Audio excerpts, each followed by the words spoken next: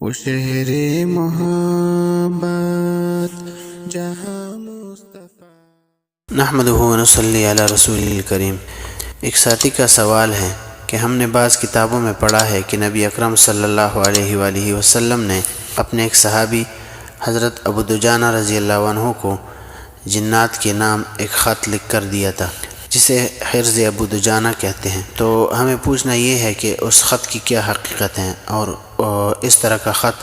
ہم اپنے گھروں میں رکھ سکتے ہیں یا نہیں؟ الجواب حامداً و مصلیاً اما بعد۔ اس بارے میں تحقیق یہ ہے کہ حرز ابو دجانہ کے نام سے جو تحریر مشہور ہے اس کی دو سندیں ہیں۔ ایک سند جو علامہ سیوطی رحمۃ اللہ علیہ نے اپنی کتاب میں لکھی ہے، اس میں موسیٰ انصاری نام کا ایک راوی ہے جو باتفاق محدثین کذاب ہے، اور اس سند کے اعتبار سے یہ روایت قطعاً موضوع اور ناقابل اعتبار ہے۔ لیکن اس تحریر کی ایک دوسری سند بھی ہے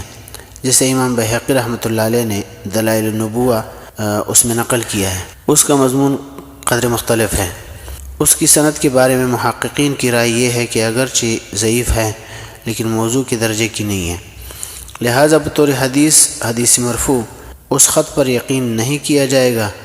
البتہ اگر کوئی شخص اپنے تجربے کے اعتبار سے جنات سے حفاظت کے لیے کوئی تحریر مذکور مضمون کی لکھ دے تو شرعاً اس میں کوئی حرج نہیں ہے، لیکن اسے حدیث کا نام نہ دیا جائے۔ نبی اکرم صلی اللہ علیہ وسلم نے مدینہ منورہ کے گھروں میں اکثر پائے جانے والے چھوٹے چھوٹے سانپوں، جنہیں عوامر البیوت بھی کہا جاتا تھا، اس کے متعلق ہدایت دی تھی کہ اس طرح کے سانپ اگر نظر آ جائیں تو انہیں فوراً مت مارو، بلکہ 3 دن تک انہیں آگاہ کرو، اس کے بعد بھی وہ نہ جائیں تب انہیں مارو، تو کیونکہ بہت ممکن ہے کہ وہ سانپ کی شکل میں جنات ہوں۔ تو دلائل النبوہ والی روایت کی تخریج یہ ہے: اخبرنا ابو سہل محمد بن نصرویۃ المروزی قال حدثنا ابو احمد علی بن محمد بن عبد اللہ الحبیبی المروزی قال اخبرنا ابو دجانة محمد بن احمد بن سلمة بن یحییٰ ابن سلمة بن عبد اللہ بن زید خالد بن ابی دجانة واسم ابی دجانة سماک بن اوس بن خرشة بن لوزان الانصاری املأه علينا بمكة في مسجد الحرام بباب الصفاء سنة 75 و200 وكان مخزوب اللحية. قال حدثني أبي أحمد بن سلمة قال حدثنا أبي سلمة بن يحيى قال حدثنا أبي يحيى بن سلمة قال حدثنا أبي سلمة بن عبد الله قال حدثنا أبي عبد الله بن زيد بن خالد